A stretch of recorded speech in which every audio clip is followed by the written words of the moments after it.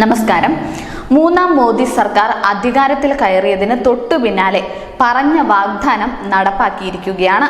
4 പതിറ്റാണ്ടായുള്ള ഹിന്ദുക്കളുടെ കാത്തിരിപ്പിന് ഇന്ന് BJP സർക്കാർ വിരാമമിട്ടു. ഒഡീഷയിലെ പുരി ജഗന്നാഥ ക്ഷേത്രത്തിലെ രത്നഭണ്ഡാരം ഇന്ന് തുറന്നിരിക്കുകയാണ്. 40 വർഷമായി ഹൈന്ദവ ലോകം ഈയൊരു നിമിഷത്തിനു വേണ്ടിയുള്ള ശ്രമത്തിലായിരുന്നു. വിലപിടിപ്പുള്ള ആഭരണങ്ങളും മറ്റുമടങ്ങിയ ഭണ്ഡാരം 4 പതിറ്റാണ്ടുകൾക്ക് ശേഷമാണ് തുറക്കുന്നത്. മുഖ്യമന്ത്രി മോഹൻ ചരൺ മാജി ഇതിനായുള്ള അന്തിമ അനുമതി നൽകിയതായി ഒഡീഷ നിയമമന്ത്രി പൃഥ്വിരാജ് ഹരിചന്ദ്രൻ പറഞ്ഞിരുന്നു. ഭണ്ഡാരം തുറക്കുന്നതിനുള്ള നടപടിക്രമങ്ങൾ പൂർത്തിയാക്കി കഴിഞ്ഞു. ഇതിന്റെ മേൽനോട്ട ചുമതല സർക്കാർ ക്ഷേത്രത്തിന്റെ മുഖ്യ രക്ഷാധികാരിക്കാണ് നൽകിയിരിക്കുന്നത്.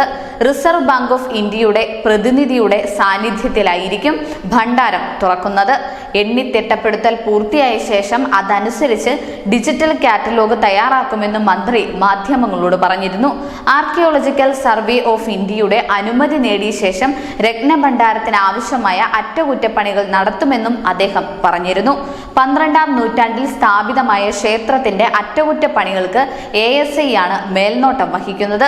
1978 ഭണ്ഡാരം അവസാനമായി തുറന്നത്. News desk, news India Malayalam.